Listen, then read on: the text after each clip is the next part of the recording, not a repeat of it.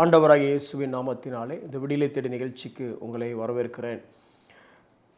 உயிர்த்தெழுந்த இயேசு அதை குறித்து நாம் தியானித்துக் கொண்டிருக்கிறோம். இந்த சுவிசேஷத்தில் மிக முக்கியமான காரியம் இயேசுவினுடைய உயிர்த்தெழுதல்.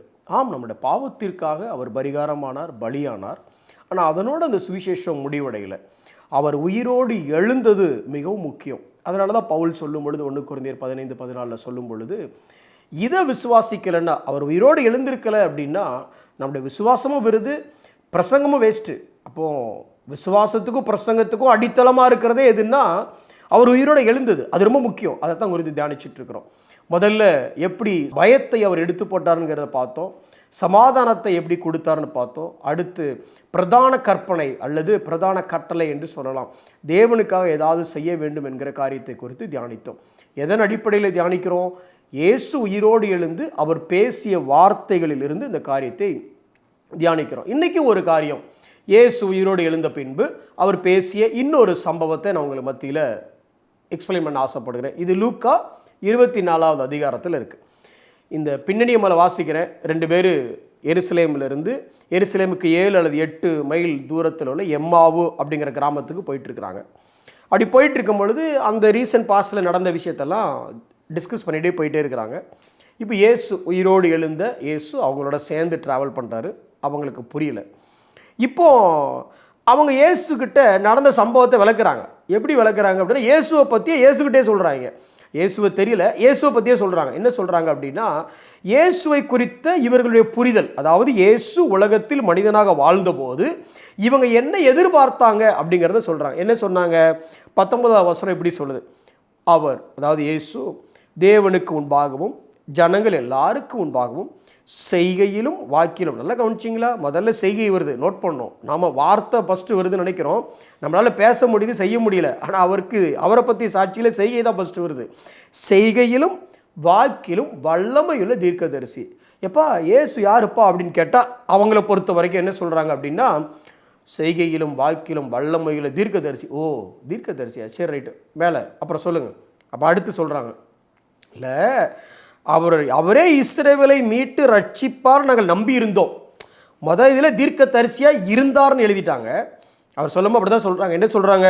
அவர் செய்கையிலும் வாக்கிலும் வல்லமையுள்ள தீர்க்கதரிசி என்று நாங்கள் நம்பி இருந்தோம்னு சொல்ல, அவர் தீர்க்கதரிசியாக இருந்தார்.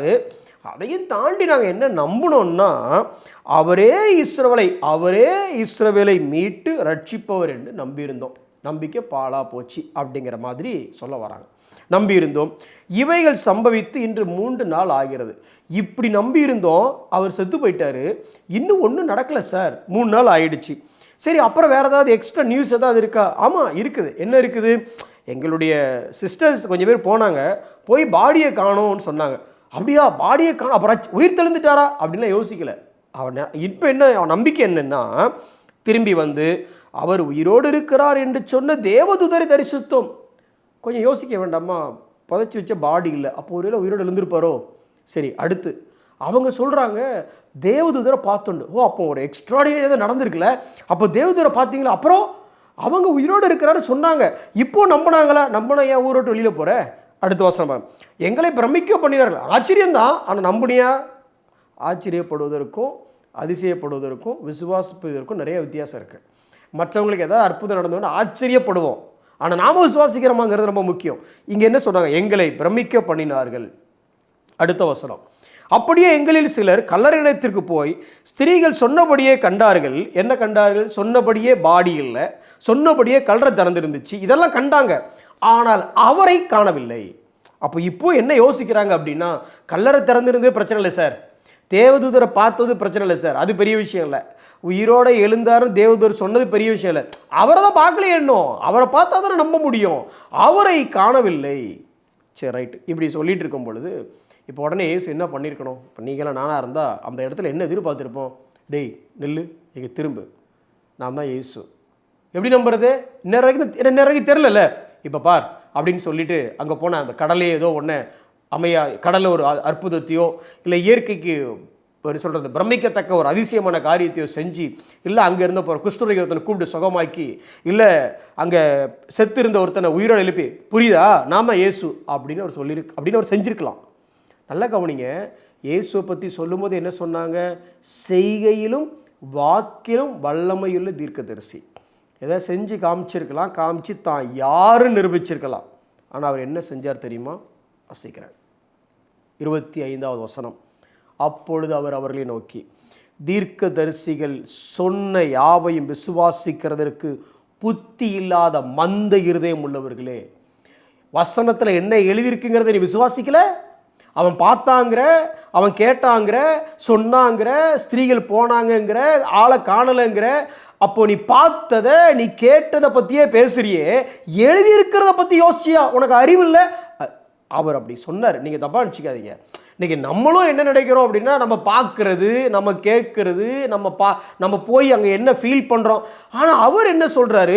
பார்க்கறது பின்ன, கேட்கறது பின்ன, செய்கிறதுக்கு பின்ன போனேன்னா அவங்களுக்கு பேர் புத்தி இல்லாத மந்த இருதயம் உள்ளவர்களேன்னு நான் சொல்லலை. இயேசு இங்கே உங்களை பார்த்து இல்லை, அவங்கள பார்த்து சொல்லியிருக்கிறாரு. சரி, அப்போ என்ன தான் பண்ணோம்? என்ன பண்ணோம்? கிறிஸ்து இவ்விதமாய் பாடுபடவும் தமது மகிமையில் பிரவேசிக்க வேண்டியது இல்லையா என்று சொல்லி மோசே முதலிய சகல தீர்க்கதரிசிகளும் எழுதின வேத வாக்கியங்கள் எல்லாவற்றிலும் தம்மை குறித்து சொல்லியவைகளை அவர்களுக்கு விவரித்து காண்பித்தார். செய்து காண்பிக்கலைங்க. ஒரு அற்புதம் செஞ்சு, ஒரு மேனிஃபெஸ்டேஷன் பண்ணி, டக்குன்னு ஒரு வெளிச்சத்தையோ இல்லை ஒரு இருளையோ இல்லை ஒரு ஸ்பெக்டாகுலர் மிராக்கிளையோ பண்ணி நான் தான் இயேசு அப்படின்னு அவர் சொல்ல. ஏற்கனவே எழுதியிருக்கிற ஆகமங்களிலிருந்து அவர்களுக்கு எடுத்து விவரித்து காண்பித்தார்.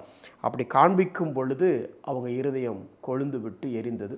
பின்ன நடந்த சம்பவம் அவங்களுக்கு தெரியும். இன்றைக்கி நம்மளே யோசிச்சு பாருங்களேன். அவர் உயிரோடு எழுந்தார், இன்றும் ஜீவிக்கிறார் என்பதற்கு எங்கேயாவது அற்புதம் நடக்குமா, அடையாளம் நடக்குமா, அதிசயம் நடக்குமான்னு தேடுறோமே தவிர வசனத்தில் என்ன இருக்குங்கிறத நம்ம பார்க்கல. மிகப்பெரிய அற்புதம், மகிமை யார் பார்த்தா? மத்தேயு 17வது அதிகாரத்தில் இந்த 3 சீஷர்களும் பார்க்குறாங்க. தேவகுமாரன் தேவன் என்பதை தத்ரூபமாக பார்க்குறாங்க. ஆனால் அப்படி பார்த்த பேதுரு பின்னால் தன்னுடைய நிருபத்தில் எழுதும்போது எப்படி எழுதுறாரு? 2 பேதுரு 1:19 மத்தேயு 17 பார்த்ததெல்லாம் எழுதிட்டு அவர் எழுதுறாரு, நான் பார்த்ததை விட, நான் கேட்டதை விட அதிக உறுதியான தீர்க்க தரிசன வசனமும் நமக்கு உண்டு. எனக்கு அருமையான சகோதரனே, சகோதரி, எதை நம்புகிறோம் இன்னைக்கு? எது பின்ன போகிறோம்? நம்ம இன்னைக்கு அற்புதங்கள், அடையாளங்கள், செய்கைகள், நாம் காண்கிறவைகளை நோக்கி போகிறோமா, இல்லை அதை விட அதிக உறுதியான இந்த வசனத்தை நோக்கி போகிறோமா? இன்னும் சொல்லப்போனால் ஆண்டவர் என்ன சொன்னார் தெரியுமா? சங்கீதம் 138:2 சகல பிரஸ்தாபத்தை பார்க்கிலும் வார்த்தையை மகிமைப்படுத்தி இருக்கிறார். அதையும் தாண்டி ஏசாயா தீர்க்கதரிசியின் புஸ்தகம் 55:10 என் வாயிலிருந்து புறப்படக்கூடிய வசனம் எப்படி இருக்குன்னா, அது எப்படி மேலே இருந்து வாங்குகிற அந்த மலை தன்னுடைய வேலையை செய்யாமல் இருக்காதோ அதே போல வெறுமையாய் அது திரும்பாது, நான் விரும்பினதை அது செய்யும். இன்னும் சொல்ல போனால் மத்தேயு 24:35 நம்ம வார்த்தை சொல்கிற வசனம் என்னது? வானம் ஒளிந்து போனாலும் பூமி ஒளிந்து போனாலும் வார்த்தைகள் ஒளிந்து போவதில்லை, வார்த்தை ஒளிந்து போவதில்லைன்னு சொல்லி இன்னைக்கு வார்த்தைக்கு கொடுக்குற முக்கியத்துவத்தை விட்டுட்டு வேற எதுக்கோ முக்கியத்துவம் கொடுக்க ஆரம்பிச்சிட்டோம். Let's go back to the Bible. வசனத்திற்கு நேராக நம்மளுடைய கவனத்தை திருப்புவோம். கல்லறைக்கு போனாங்க, கல்லறை திறந்துருந்துச்சு, அவரை காணலை, தேவதூதரை பார்த்தாங்க. இது எல்லாம் பார்த்தியே, வசனத்தை பார்த்தியா? வசனத்தை பார்த்தோமா? கண்களை மூடி நாம் ஜெபிப்போம். அன்புள்ள ஆண்டவரே, ஆதியிலே தேவன், ஆதியிலே வார்த்தை, வார்த்தை மாம்சமாகியது, எல்லாவற்றையும் வார்த்தையாலே நீர் சிருஷ்டித்தீர், வார்த்தையை அனுப்பியே நீர் குணமாக்கினீர். சகல பிரஸ்தாபத்தை பார்க்கிலும் வார்த்தையை நீர் மேம்படுத்தி இருக்கிறீர். உம்முடைய வார்த்தை வெறுமையாய் திரும்பாது. அதிக உறுதியான தீர்க்க தரிசன வசனங்கள். ஆண்டவரே, உம்முடைய வார்த்தையை நேசிக்கவும் அதை விசுவாசிக்கவும் எங்களுக்கு தேவையான கிருபையை தாரும். இயேசுவின் நாமத்தில் பிதாவே, ஆமென்.